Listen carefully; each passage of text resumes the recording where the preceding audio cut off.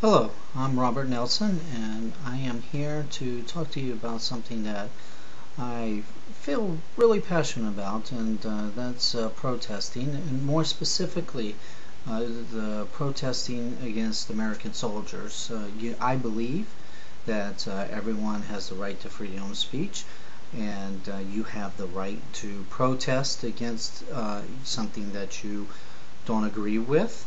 That's why I'm in the military, to fight for those rights.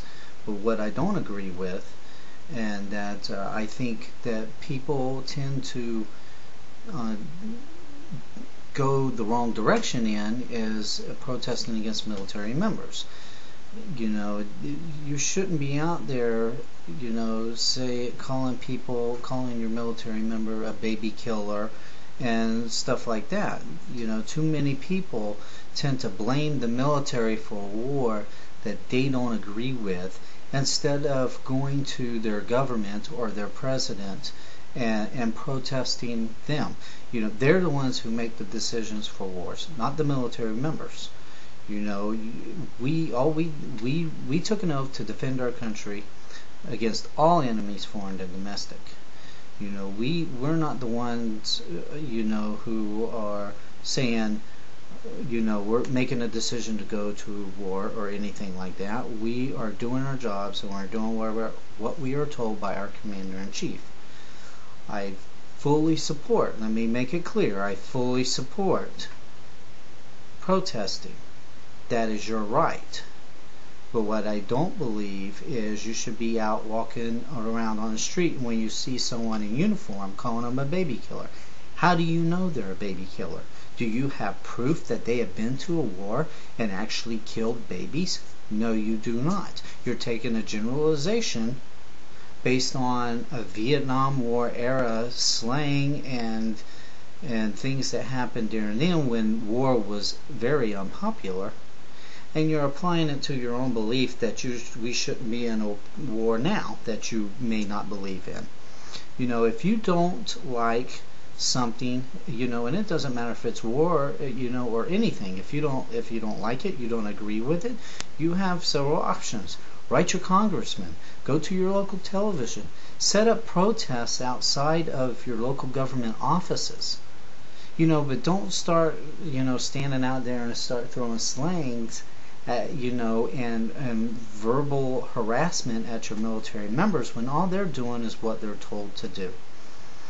If this is done properly, if protesting is done properly, the men and the women can come home from serving over in a foreign country, putting their lives on the line for your freedom to protest, your freedom to speak your mind, and they can come home and they can feel welcome for knowing that they put their lives on the line for you when they come back, instead of coming back and feeling shunned and spit on, and like a lot of the military members did during the Vietnam War. This is not how we want our military members to be treated, our men and women. It's not how you want to be treated, as a civilian. Military members don't want to be treated that way either. They're just doing their jobs. Something that you can do personally, you yourself can do, to make a personal change, is to make a change inside. Realize, that who has the ability to make the changes you want, and stop displacing that anger that you have and that disagreement that you have onto the military member, and start putting it in the proper place. Go to the individuals who make the decisions, who make the choices, who can also make the changes. The military member can't. All the military member can do is their job. They are doing what they're told. There's a lot of arguments out there that you could come up and you can say, well, they don't have to fight.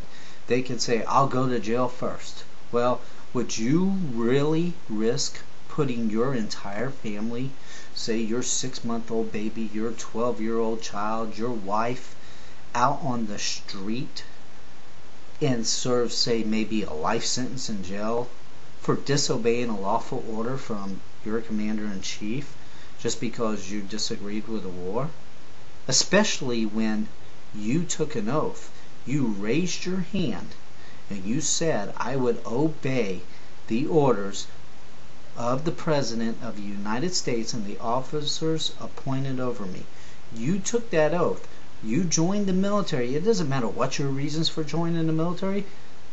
When you joined the military, you said you would support and defend this Constitution, the Constitution of the United States, against and the country against all enemies, foreign and domestic. And if that means going to war, that means going to war. You know there's always a possibility. So would you really risk going to jail and putting your family out there like that on the streets because you don't believe in that, when you're the one who said, yes, I will go to war in the first place when you raise your hand? No, you wouldn't. So why would you go and sit there and say, well, this military member could do that, when you wouldn't do it yourself? So what I say to you is, stop blaming the military member for a war that they didn't start. Don't blame the military member and call them names that have no basis in reality. Protest all you want. Protest against laws. Protest against wars that you don't believe in. But protest against civil rights, gay rights, whatever it is. It doesn't matter. You have that right. We fight for those rights. We put our lives on the line. We die for those rights. More power to you. But don't call us names for doing it, and don't protest against us when we're the ones who aren't making those decisions. I believe that if you can, in closing, I believe if you can make that realization in yourself and start going to the correct people to protest what you're trying to say and get out there and make the changes. Give them alternatives. Give them something substantial other than I disagree. You can disagree all you want, but if you don't have a solution, then what good is the disagreement? So come to your government, your congressman, tell them you disagree, and let them, give them a solution, something to remedy the situation and make it better. I think in the end, you will be doing your country, even as a civilian, a non-military member, you'll be doing your country a great service by protesting that way, and protesting in a more reasonable and healthy way than going after your military member and calling them names like baby killers and stuff like that. Hopefully, hearing this, and especially coming from a military member, hearing this and understanding that we aren't the ones who are making this decision, that maybe the next time you decide to protest, you'll protest the right people, the ones who make the decisions. And when you see a military member, instead of calling them a baby killer, you'll thank them for their service. You'll walk up and say, shake their hand and just say, thank you for serving our country, instead of, I hope you die, you baby killer, or whatever it is you call them. So thank you again. Hopefully that this has in some way given you some sort of realization of the correct way to express your ideas and your concerns against whatever it is that's going on with your country.